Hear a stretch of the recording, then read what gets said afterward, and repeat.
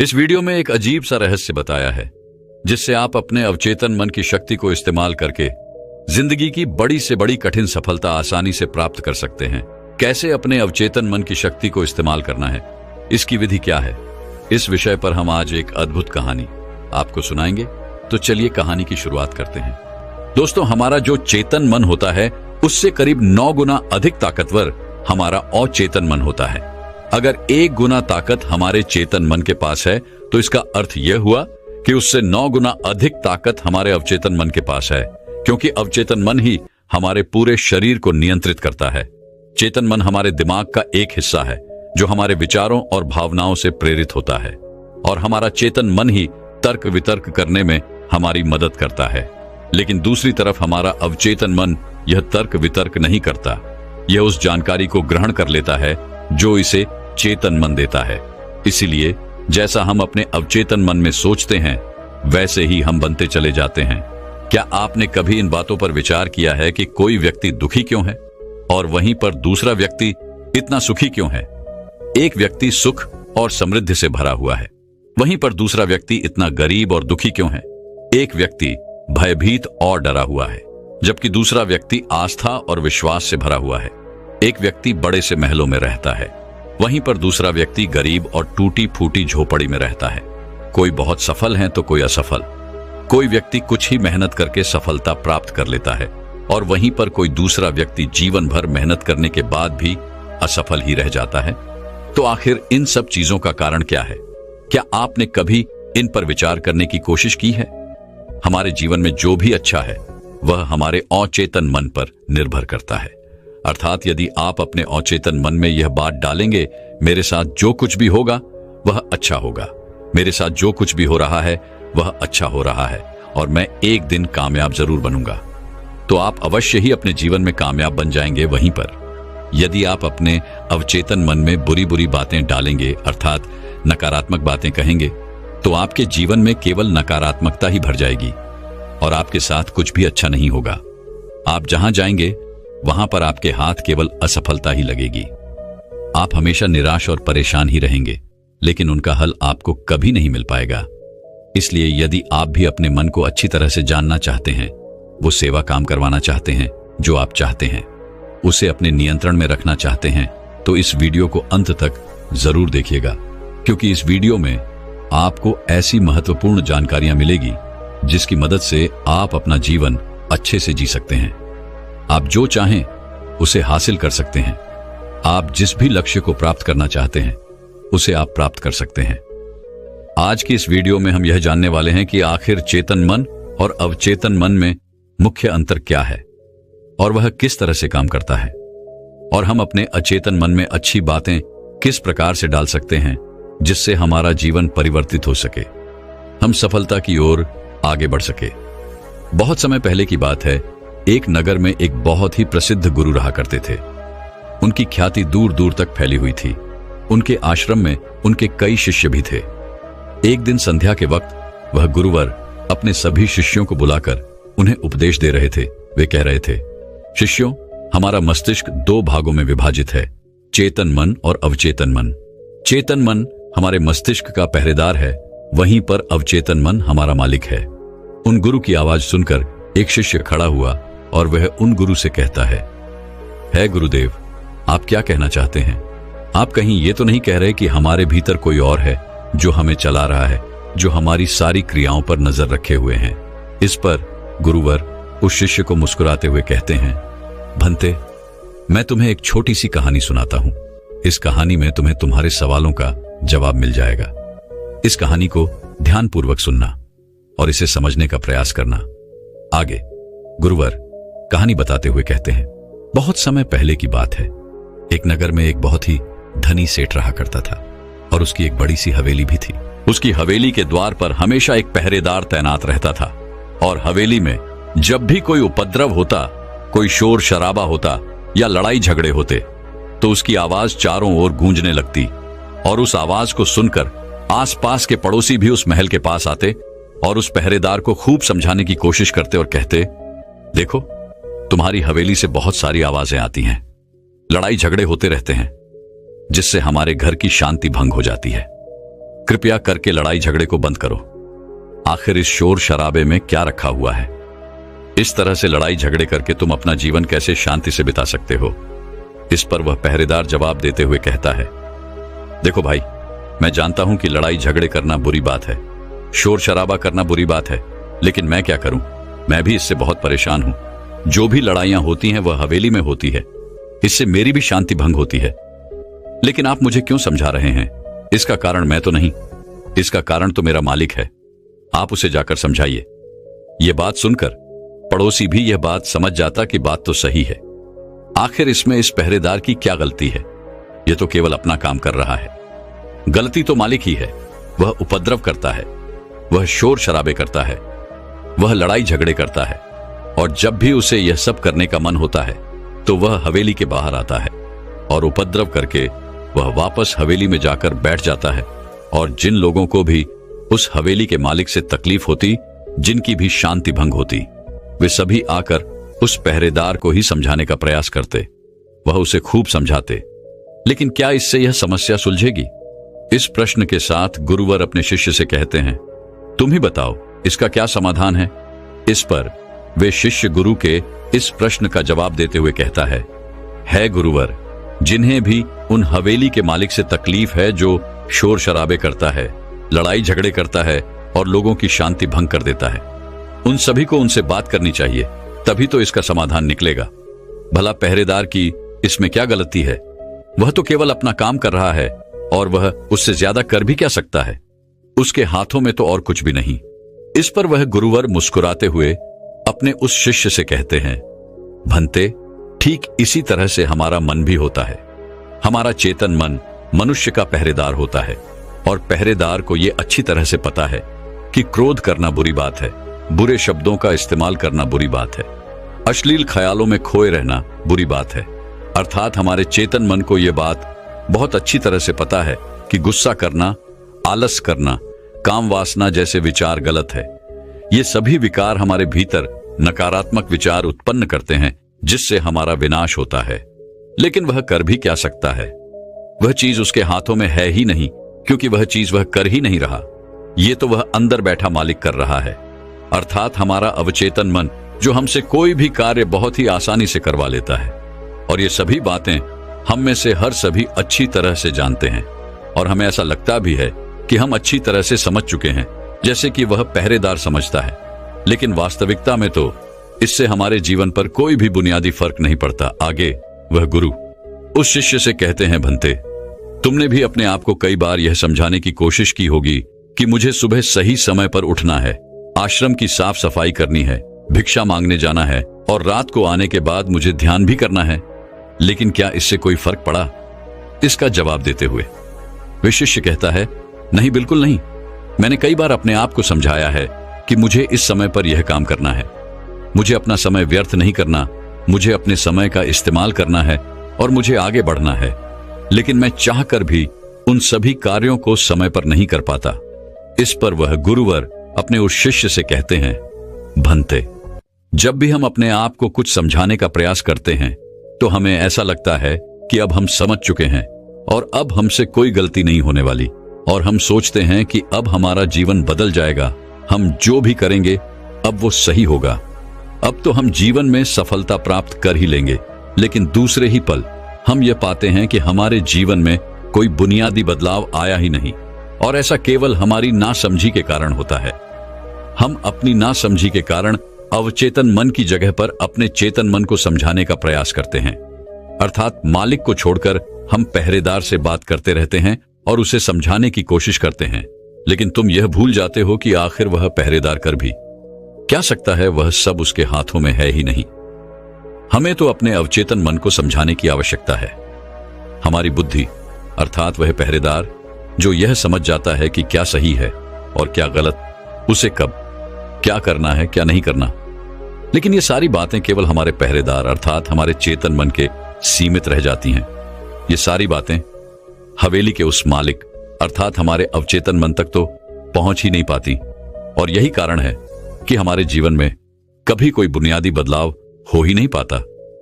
ठीक उसी प्रकार जैसे कि यदि आपसे कोई कहता है कि पौधे में पानी डालोगे तो वह पौधा एक दिन बड़ा होगा, और फिर उसमें फल आएंगे, फल लगेंगे, और आप उस बात को मान लेते हैं और उस पौधे में पानी भी डालते हैं। लेकिन आप पौधे की पत्तियों पर पानी डालते हैं और सोचते हैं कि इसमें फल फूल आएंगे। लेकिन जरा एक बार के लिए यह सोचिए, अगर पत्तियों में पानी डालोगे तो उसमें फूल और फल कैसे आएंगे? हमें तो उस पौधे की जड़ में पानी डालने की आवश्यकता है, लेकिन हम में से अधिकांश लोग केवल पत्तियों पर ही पानी छिड़क कर अपने आप को बहुत भाग्यशाली समझने लगते हैं। लेकिन वे यह भूल जाते हैं कि जो पानी वह पत्तियों पर छिड़क रहे हैं, वह पानी पेड़ की गहराइयों में तो जा ही नहीं पा रहा। तो ऐसे में उस पौधे पर फल और फूल कैसे लगेंगी? ठीक इसी प्रकार हम भी अपने मन के साथ ऐसा ही करते हैं, और यही कारण है कि हम अपने जीवन में जो भी चाहते हैं वह हमें नहीं मिल पाता। हम अपने जीवन में फल और फूल चाहते हैं, लेकिन वह हमें नहीं मिल पाता। इस पर शिष्य उन गुरुवर से कहता है गुरुवर, तो फिर हमें क्या करना चाहिए? क्या ऐसा कोई उपाय है जिससे हम अपने चेतन मन की सारी बातें अपने अवचेतन मन तक पहुंचा सकें? ऐसी कोई प्रक्रिया है जिसमें हम अपने संदेश को अपने अवचेतन मन तक पहुंचा सके? इस पर वह गुरुवर शिष्य से कहते हैं, भंते, यदि तुमने अपने संदेश को अवचेतन मन तक पहुंचा दिया, तब तुम जो चाहोगे वो इच्छा प्राप्त कर सकते हो। तुम जैसा चाहो उस लक्ष्य को प्राप्त कर सकते हो, क्योंकि हमारा अवचेतन मन हमारे चेतन मन से 9 गुना अधिक शक्तिशाली होता है। आपने कभी ना कभी यह देखा ही होगा कि एक मनोवैज्ञानिक जब किसी के मन के गुप्त राज को जानने की कोशिश करता है, तब वह मनोवैज्ञानिक जब उसके मन की बात को बाहर निकलवाना चाहता है, उसके अतीत में जो भी घटना घटी है उसमें साफ साफ रूप से प्रवेश करना चाहता है, तो इसके लिए वह हिप्नोटिज्म का उपयोग करते हैं। और आप में से अधिकांश लोगों ने इस प्रक्रिया को देखा ही होगा। इस प्रक्रिया का प्रयोग करके मन की सारी सूचनाएं अपने आप ही बाहर निकलती हैं। इस प्रकार किसी के भी मन को काबू में करके हम उससे जो चाहे वो कार्य करवा सकते हैं। हाँ, अब आपके मन में यह भी प्रश्न उठ रहा होगा कि शायद वो सभी हमारे अवचेतन मन की चाल को समझते हैं, वह इसे अच्छी तरह से जानते हैं कि उसे किस तरह से अपने काबू में किया जाता है। तो इसका जवाब बड़ा ही सीधा और सरल है, और इसका जवाब है हाँ, क्योंकि उन्होंने इसके ऊपर कई बार प्रयोग किया होता है और वह इसमें इतने निपुण हो जाते हैं कि वह किसी भी दूसरे मन पर अपना काबू कर सकते हैं। और अगर आप भी अपने अवचेतन मन की बात को समझते हैं, अपने मन की चाल को समझते हैं, तो आप भी अपने ही नहीं बल्कि किसी दूसरे के मन को भी वश में कर सकते हैं। आगे गुरुवर अपने उस शिष्य से कहते हैं, भंते, अपने अचेतन मन तक संदेश पहुंचाने के लिए आपको अपने चेतन मन को शांत करना होगा, उसे सुलाना होगा। और ऐसा इसलिए क्योंकि हमारा चेतन मन तर्क वितर्क करने में माहिर है। वो एक पहरेदार है, वो हमारी रक्षा के लिए हमेशा तैनात रहता है। इसलिए जब भी तुम अपना कोई संदेश उस चेतन मन तक पहुंचाने की कोशिश करोगे, तो वह तुमसे तर्क वितर्क जरूर करेगा और हमें अपनी बात अपने मालिक तक पहुंचाने की हमें इजाजत तक नहीं देगा। जब तक कि हम अपनी बात अपने चेतन मन को अच्छी तरह से समझा नहीं देते या उसे शांत नहीं कर देते, तब तक वह हमें उस हवेली में घुसने नहीं देगा, क्योंकि हमारी सामान्य बुद्धि अर्थात हमारा चेतन मन तर्क वितर्क करने में माहिर होता है। और यही कारण है कि हम में से अधिकांश लोग अपने अचेतन मन तक एक साफ और स्पष्ट संदेश पहुंचा ही नहीं पाते, और इसी कारण हम अपने अचेतन मन को भी अच्छी तरह से समझ नहीं पाते। और हमारा अचेतन मन तर्क वितर्क नहीं करता, उसे तो केवल साफ और स्पष्ट संदेश चाहिए जिस पर वह कार्य कर सके। और उस तक हम साफ और स्पष्ट संदेश तभी पहुंचा सकते हैं जब हमारा मन पूरी तरह से शांत रहेगा, जब हमारे मन में और कोई विचार नहीं होंगे। और यही कारण है कि जब एक मनोवैज्ञानिक किसी के मन पर प्रयोग करता है, उसके मन को काबू करने की कोशिश करता है, उससे मनचाही बात निकलवाने की कोशिश करता है, तो सबसे पहले वह उसके चेतन मन को ही सुनाता है। आपने कहीं ना कहीं यह तो देखा ही होगा कि उनके सामने एक पेंडुलम जैसी चीज उनकी आंखों के सामने रख दी जाती है और उसे घुमाया जाता है, जिसे लगातार देखने के बाद वो व्यक्ति पूरी तरह से निद्रा में चला जाता है। और इस कारण उसका चेतन मन पूरी तरह से शांत हो जाता है। और जब उसका पहरेदार पूरी तरह से सो जाता है और उसके पास तर्क वितर्क करने के लिए कोई नहीं बचता, तब वह वैज्ञानिक आसानी से उस हवेली में जाता है और उस मालिक से जी भर के बातें करता है।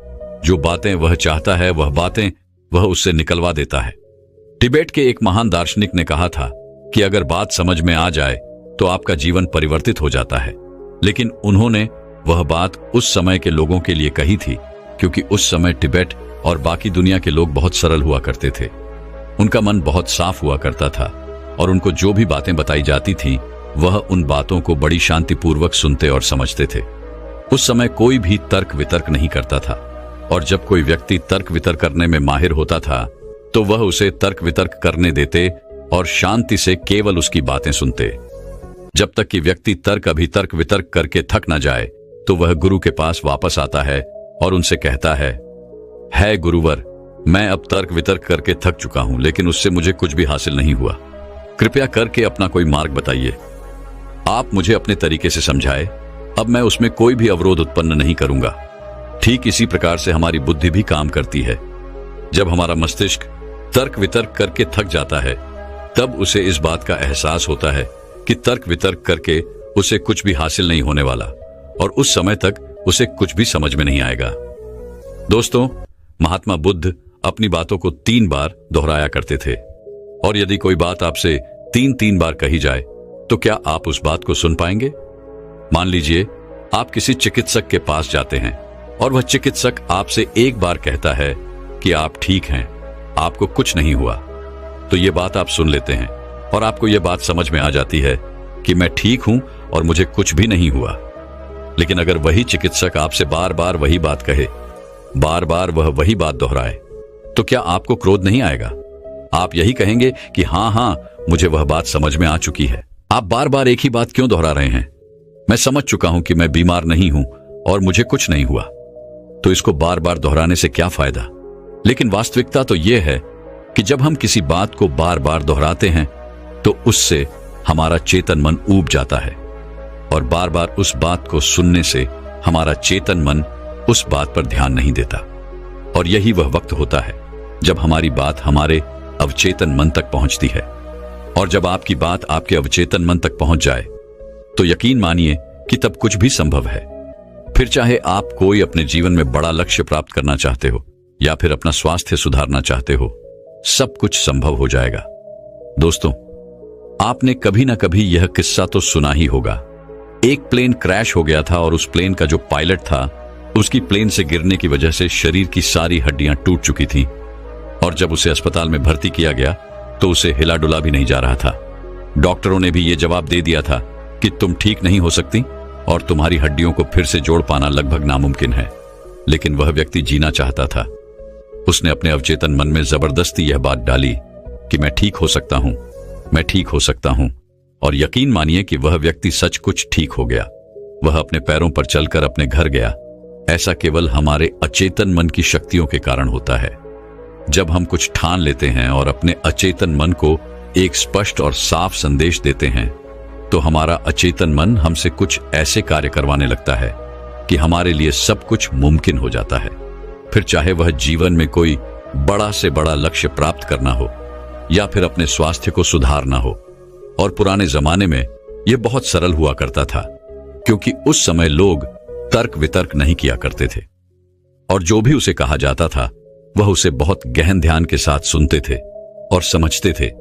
लेकिन आजकल के तथाकथित बुद्धिमान लोग वे सभी इन सभी बातों को अंधविश्वास कहते हैं। लेकिन यह भी एक वास्तविकता है कि जैसा आप खुद से कहते हैं वैसा ही आप अंदर से बनते चले जाते हैं। आप अंदर से उतने ही अशांत होने लगते हैं, और जो व्यक्ति अपने मन की बकबक को शांत कर पाता है वही शांति को प्राप्त कर पाता है। हमारी जो बुद्धिमानी है वही हमारे अचेतन मन का एक रूप होती है। हमारा चेतन मन हमें कोई भी नई चीज सीखने में हमारी मदद करता है।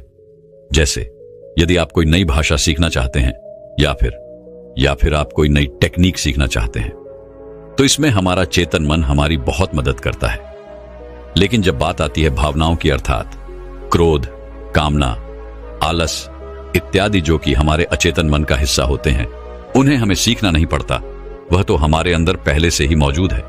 क्या आपने कभी एक पल के लिए यह सोचा है कि क्या आपने कभी क्रोध सीखा है? क्या आपने कभी काम वासना सीखी है? क्या आपने कभी आलस सीखा है?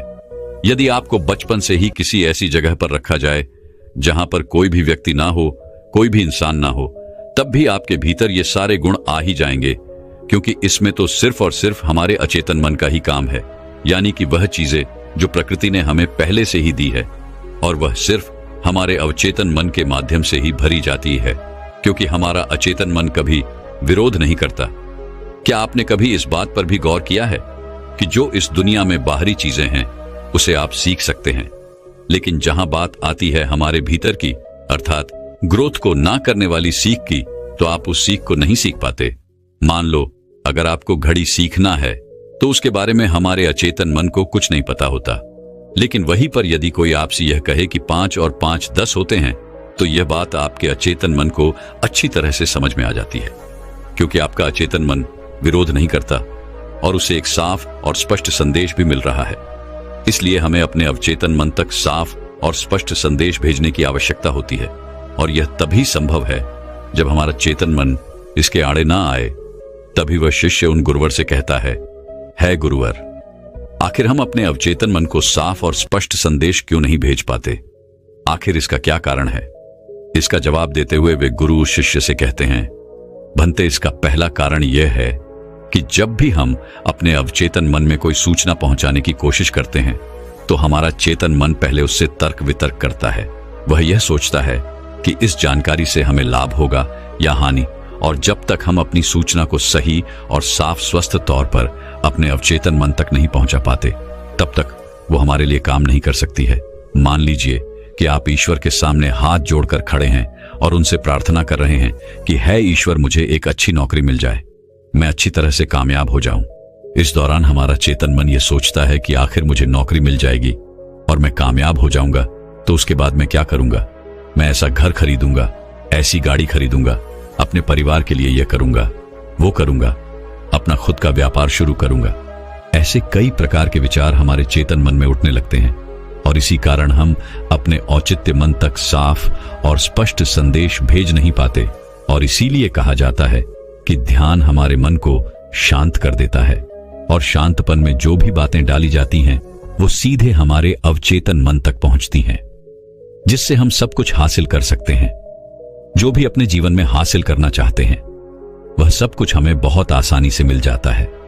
यदि आप भी अपने जीवन में बुनियादी रूप से परिवर्तन चाहते हैं, जीवन में कुछ बदलाव चाहते हैं और अपने जीवन में किसी लक्ष्य को प्राप्त करना चाहते हैं, तो आपको अपने अवचेतन मन तक साफ और स्पष्ट संदेश भेजना ही होगा। अपने अवचेतन मन को अपने वश में करना ही होगा, और अपने अवचेतन मन को वश में करने के लिए आप यह एक तरीका अपना सकते हैं। अगर आपको कोई चीज पानी है तो आपको उस चीज को मंत्र की तरह मन में दोहराना होगा, और ऐसा आपको करीब 28 दिन तक करना होगा। और यदि इस दौरान आपसे कोई यह कहे कि इससे कोई फर्क नहीं पड़ने वाला, यह सब बेकार की बातें हैं, तो उनकी बातों पर यकीन मत कीजिएगा, क्योंकि यदि आप कोई बात मंत्र की तरह दोहराते हैं तो वह मंत्र अर्थात वो बातें हमारे अवचेतन मन तक पहुंच जाती हैं। और एक बार यदि आपकी बात आपके अवचेतन मन तक पहुंच गई तो हम दुनिया की कोई भी चीज पा सकते हैं। हम किसी भी बड़े से बड़े लक्ष्य को हासिल कर सकते हैं, और उसके लिए आपको बस इतना ही करना है। जब भी आप रात को सोने जाएं तो बिस्तर पर लेटने के बाद नींद आने से ठीक पहले आपको करीब 10 से 15 बार अपने मन में उस मंत्र को दोहराना है जो भी आप चाहते हैं, और ऐसा करते हुए आपको नींद में चले जाना है, क्योंकि हमारा अचेतन मन कभी नहीं सोता। वो 24 घंटे 365 दिन आपके लिए लगातार काम करता रहता है, जबकि रात को सोते समय हमारा चेतन मन पूरी तरह से शांत होता है और वह सो जाता है। और यही वह समय है जब हमारा अवचेतन मन पूरी तरह से जागृत होता है। यह सबसे ज्यादा शक्तिशाली होता है। रात को सोते वक्त जो भी बातें आप अपने मन में डालते हैं, आप वैसे ही बनते चले जाते हैं। कभी आपने इस बात पर गौर किया है कि जब भी आप रात को सोते वक्त कोई नकारात्मक बात या नकारात्मक जानकारी लेते हैं तो सुबह उठते ही आपको नकारात्मक विचार आते हैं, और वहीं पर यदि आप रात को सोते वक्त सकारात्मक जानकारी या सकारात्मक बातें करते हैं तो अगले दिन सुबह आप बहुत ज्यादा ताकतवर महसूस करते हैं। आपका दिन पहले से ज्यादा अच्छा लगने लगता है, आप अच्छा महसूस कर पाते हैं। इसलिए रात को सोते वक्त कभी भी अपने आप से नकारात्मक बातें ना करें। हो सके तो हमेशा अपने आप से सकारात्मक बातें करें, या फिर आप चाहें तो इस प्रयोग को भी अपना सकते हैं और अपने जीवन में जो कुछ भी चाहे आप उसे पा सकते हैं, क्योंकि एक बार यदि आपका लक्ष्य आपके अवचेतन मन तक पहुंच गया तो उसे पाना बहुत आसान हो जाएगा, फिर वह चाहे कितना भी बड़ा क्यों ना हो। वह चाहे कितना भी कठिन क्यों ना हो, आप उसे हासिल कर ही लेंगे, आप उसमें कामयाबी पा ही लेंगे। इतना कहकर वह गुरुवर शांत हो गए और वह शिष्य भी यह समझ चुका था कि आखिर हमारे चेतन मन और अवचेतन मन में क्या अंतर होता है और किस प्रकार हम अपने लक्ष्य को प्राप्त कर सकते हैं। तो दर्शकों, चलिए अब सफलता पाने के ऊपर अगली रोचक कहानी की शुरुआत करते हैं। दोस्तों, जब हम यह सोचते हैं कि जो हुआ वह अच्छा नहीं हुआ, ऐसा नहीं होना चाहिए था, यदि मैं कोई तरकीब या कोई उपाय अपना लेता तो ऐसा नहीं होता, यदि मैंने किसी से सलाह ही ले ली होती या फिर खुद की सूझबूझ का इस्तेमाल किया होता तो आज मुझे यह परेशानियां नहीं उठानी पड़ती, मैं आज इस तरह से तकलीफों में नहीं रहता। इस प्रकार हम खुद को कोसने लगते हैं, खुद को दुखी करने लगते हैं। मैं आपको बता दूं कि इस तरह का पश्चाताप करने से आपको कोई लाभ नहीं होने वाला। आप चाहे कितने भी हाथ पैर मार लें, चाहे आप लाखों कोशिशें कर लें, लेकिन आप अपने अतीत को बदल नहीं सकते, क्योंकि इस तरह के विचार केवल चिंता पैदा करते हैं। लेकिन यही चिंता अर्थात यही पश्चाताप हमारे लिए बहुत लाभदायक भी साबित हो सकता है। अब आप में से कई लोग यह सोच रहे होंगे कि भला जो बीत गया, यदि हम उस पर सोच विचार कर रहे हैं तो यह हमारे लिए कैसे लाभदायक हो सकता है। हम तो पहले ही मुसीबत में हैं, हम तो पहले से ही तकलीफ में हैं, तो ऐसे में यह हमारे लिए कैसे फायदेमंद हो सकता है। दोस्तों, अगर आप उन गलतियों से सीख लेकर खुद को बदलने का प्रयास करें तो आप अपना आने वाला भविष्य खुद ही बदल सकते हैं, उसे संभाल सकते हैं। अगर अतीत की गलतियों से सीख लेकर खुद को बदलने का प्रयास किया जाए तो सही मायने में वही पश्चाताप कम होता है। आज की जो बौद्ध कहानी मैं आपको सुनाने जा रहा हूं, इस कहानी के माध्यम से मैं आपको कुछ ऐसे तरीके बताने वाला हूं जिन तरीकों को अपनाकर आप अपने जीवन में इस प्रकार के पश्चाताप से बच सकते हैं। आप अपनी अतीत की गलतियों को भुलाकर आप अपने आप को वे एक नया इंसान बन सकते हैं। जो लोग खुद पर संदेह करते हैं, जो अपने ही विचारों में उलझे रहते हैं, जिन्हें उनकी अतीत की गलतियां परेशान करती रहती हैं, उनके लिए यह एक वरदान साबित हो सकता है। एक समय की बात है, एक नगर में एक युवक रहता था जो अपने कर्मों से बहुत परेशान था। उसने 30 साल कड़ी मेहनत की, लेकिन उसके बाद भी उसे अपने कर्मों का फल नहीं मिला, जिस कारण वह अंदर से बहुत निराश हो चुका था। वह अंदर से पूरी तरह से टूट चुका था, जिस कारण उसने संन्यास ग्रहण कर लिया। उसने सोचा कि मैं अपने संसारी जीवन में तो कुछ न कर सका, लेकिन मैं अपने सन्यासी जीवन में अवश्य कुछ न कुछ प्राप्त करके ही रहूंगा। मैं सत्य की खोज किसी भी कीमत पर करके ही रहूंगा। देखते ही देखते करीब 5 वर्ष बीत गए, लेकिन अब तक उसका अपने मन पर कोई नियंत्रण नहीं था। जब भी वह भिक्षा मांगने किसी नगर में जाता और वहां पर यदि उसकी नजर किसी सुंदर स्त्री पर पड़ जाती तो उसके मन में कामुक विचार उठने लगते थे, और जब भी वह शांत होता और अकेले कहीं पर बैठता तो उसे खुद पर क्रोध आता, उसे खुद पर पश्चाताप होता, और तब वह यह सोचता कि आखिर मैं सन्यासी क्यों बन गया जब मैं अपने मन पर नियंत्रण ही नहीं पा सकता। तो मेरे इस सन्यासी जीवन का क्या फायदा? इससे तो अच्छा होता कि मैं किसी अच्छी और सुंदर स्त्री से विवाह कर लेता, पैसे कमाता और अपना घर परिवार संभालता। हो सकता था कि मेरे अपने बच्चे भी होते, लेकिन मैं भी कितना बेवकूफ हूं। मैंने अपने सारे सुख त्याग दिए और ना जाने क्यों मैं इन जंगलों में आ गया, ना जाने क्यों मैंने सन्यास ग्रहण कर लिया। इसी प्रकार के कई सारे विचार उसके मन में उठने लगे थे, और इन्हीं विचारों के कारण उसके मन में नकारात्मकता पैदा होने लगी थी, जिस कारण वह छोटी छोटी बातों पर क्रोधित हो जाता। वह अपने आप को कोसने लगता। जब भी वह किसी सफल सन्यासी को देखता तो उसके मन में जलन पैदा होने लगती, और वह उन्हें नीचा दिखाने के लिए हर मुमकिन प्रयास भी करता। इसी प्रकार के कई तरह तरह के विचार उसे परेशान करने लगे थे, और अब वह और भी ज्यादा चिंतित रहने लगा था। उसने खाना पीना पूरी तरह से छोड़ दिया था। एक दिन रात्रि के वक्त वह आश्रम के बाहर बैठकर रो रहा था, और रोते रोते उसने यह तय किया कि वह अपना जीवन समाप्त कर देगा। यह सोचकर वह आश्रम से निकल पड़ा और एक पहाड़ की चोटी पर जाकर खड़ा हो गया।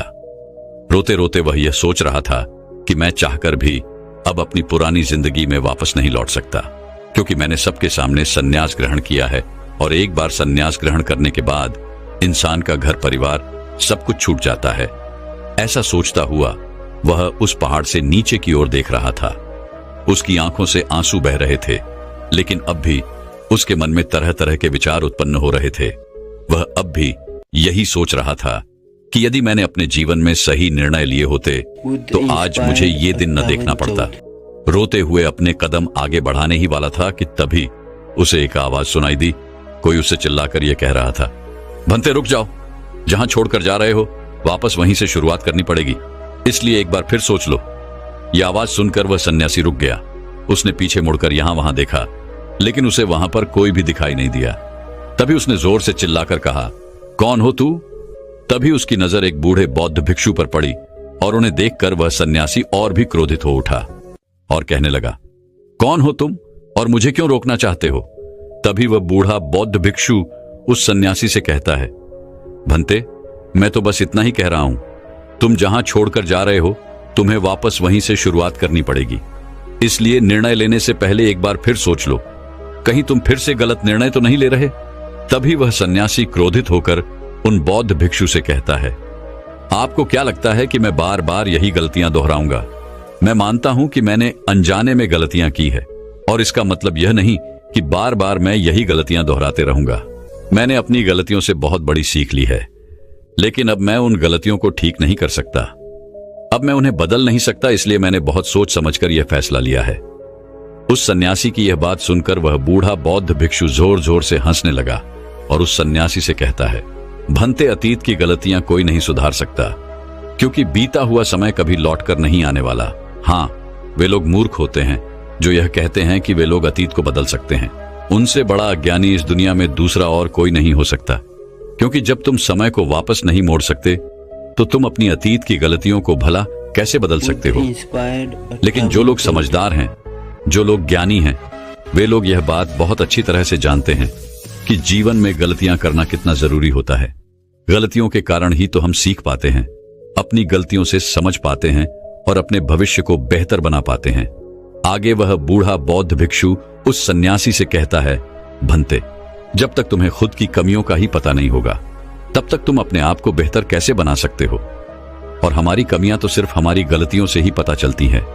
आगे वह बूढ़ा बहुत भिक्षु उस सन्यासी से कहता है, बहती है, हर माता पिता अपने बच्चों को बड़े ही लाड़ प्यार से पालते हैं। वह उन पर कभी कोई आंच नहीं आने देना चाहते।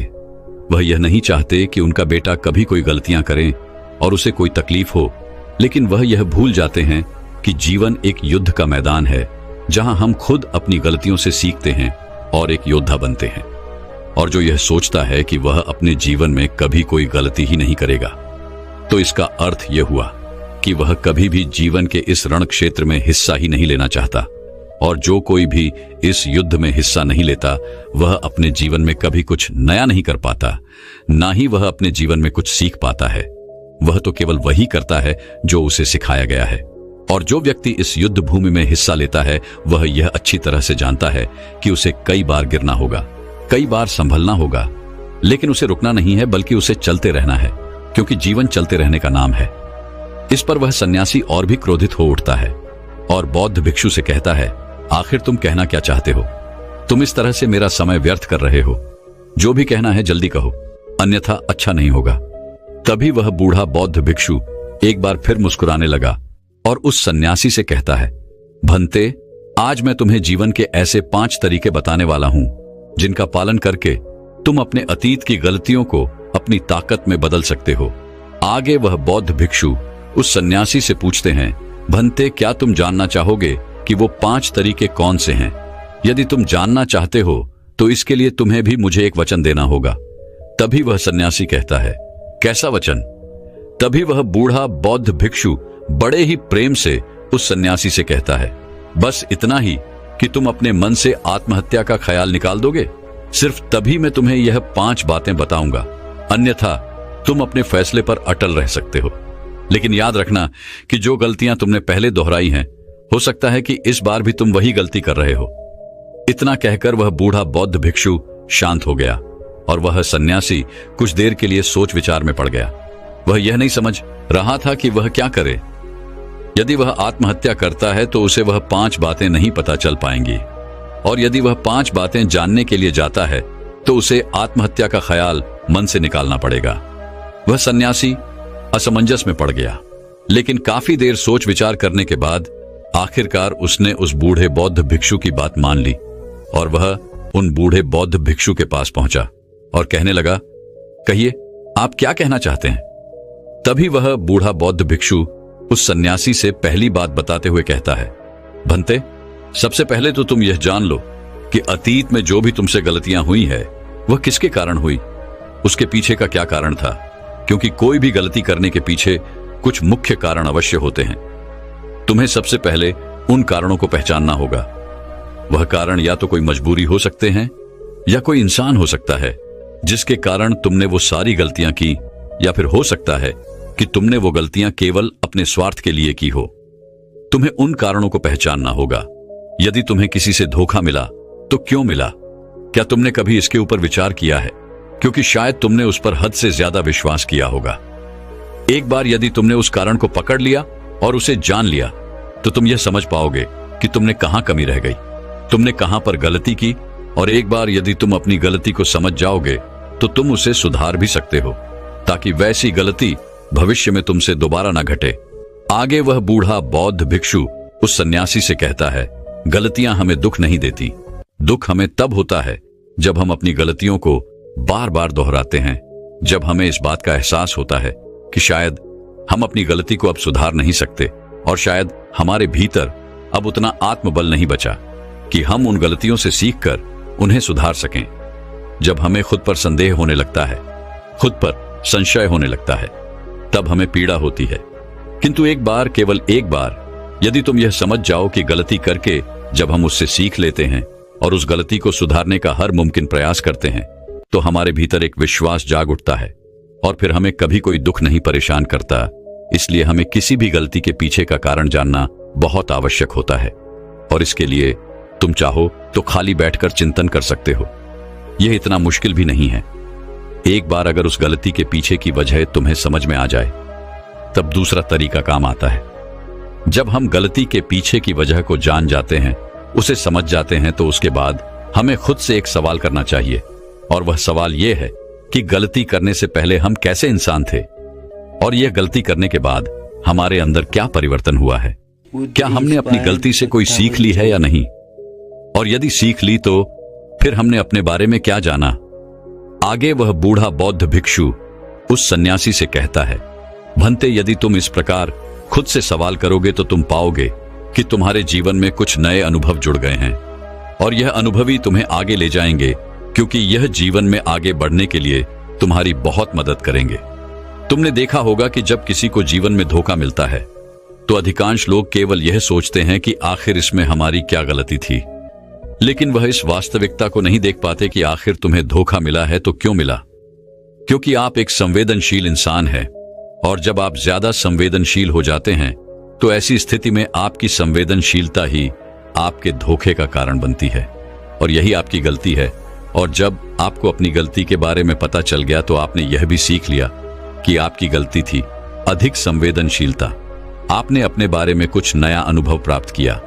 अगर तुम एक बार अपने बारे में निरीक्षण करना शुरू करोगे तो अपने बारे में तुम्हें बहुत सी अद्भुत बातें पता चलेंगी, और तब तुम खुद ही आश्चर्यचकित हो जाओगी, क्योंकि तुम खुद के बारे में और अधिक जानने लगोगे। इसलिए खुद का निरीक्षण करना अति आवश्यक है। आगे वह बूढ़ा बौद्ध भिक्षु उस सन्यासी से तीसरी आदत बताते हुए कहता है, तीसरे तरीके में हम खुद से संकल्प करते हैं। हम यह दृढ़ संकल्प बना लेते हैं कि हम भविष्य में दोबारा यह गलती नहीं दोहराने वाले। हाँ, हमसे कुछ नई गलतियां आवश्यक होंगी, लेकिन ये गलतियां हम जीवन में कभी नहीं दोहराएंगे। आगे वो बूढ़ा बहुत बिच्छू पोष सन्यासी से कहता है, बनते, इस संसार में 3 प्रकार के लोग होते हैं। एक वो जो दूसरों की गलतियों से सीखते हैं, दूसरे वो जो खुद की गलतियों से सीखते हैं, और तीसरे वो जो गलतियां करते ही रहते हैं लेकिन कभी अपनी गलतियों से सीख नहीं पाते। तुमने भिन्न भिन्न प्रकार की नदियों को तो देखा ही होगा। नदियों का अर्थ तभी निकलता है जब वो अलग अलग जगह से होकर गुजरती है। अगर वही नदी एक जगह पर ठहर जाए तो क्या वह नदी कहलाएगी? इसी प्रकार एक इंसान का जीवन भी नई नई गलतियां करने के लिए बना है। इसलिए एक बार जो तुमने गलती कर दी उसके लिए दृढ़ संकल्पित हो जाओ कि तुम जीवन में वो गलतियां कभी नहीं दोहराओगे। हाँ, हो सकता है कि तुमसे कोई नई गलतियां हो, लेकिन यदि तुम बार बार वही गलतियां दोहराते हो तो तुम मूर्ख हो। ऐसी अवस्था में तुम में और किसी जानवर में कोई फर्क नहीं रह जाएगा। आगे वह बौद्ध भिक्षु उस सन्यासी को चौथा तरीका बताते हुए कहते हैं, भंते, कई बार तो हमें पहले से ही अपनी गलतियों के होने का एहसास हो जाता है। गलतियां होने से पहले ही हमें उसका आभास हो जाता है कि हमसे गलतियां होने वाली हैं। इसलिए अगर गलती होने से पहले आपको एहसास हो रहा है तो आप बहुत खुशकिस्मत है और आप उस गलती को होने से रोक सकते हैं। आपने कभी ना कभी इन संकेतों को महसूस किया होगा, क्योंकि यह ब्रह्मांड हमें संकेत देता है। लेकिन फिर भी हम में से अधिकांश लोग इन बातों को नजरअंदाज कर देते हैं, जिसका परिणाम हमें बाद में भविष्य में भोगना पड़ता है। लेकिन जैसे जैसे आप अपने इन अतीत की गलतियों से सीखने लगते हैं तो आपका अनुभव बढ़ने लगता है, जीवन के बारे में समझ पैदा होने लगती है, और जब हमारी समझ बढ़ने लगती है तो गलतियों को होने से रोका भी जा सकता है। इसलिए बुद्धिमानी का इस्तेमाल करें, चिंतन करिए कि आप जो भी काम करने जा रहे हैं आखिर उसका परिणाम क्या हो सकता है। कहीं वह काम कोई गलती तो नहीं कहलाएगा। इसी तरह से एक मनुष्य जीवन के परिपक्वों में बांटा जाता है और इसी से आपका विकास होता है, और हम सभी को इस राह से होकर गुजरना ही पड़ता है, अन्यथा हमारा जीवन वहीं पर ठहर जाएगा। हम कभी भी आगे नहीं बढ़ पाएंगे।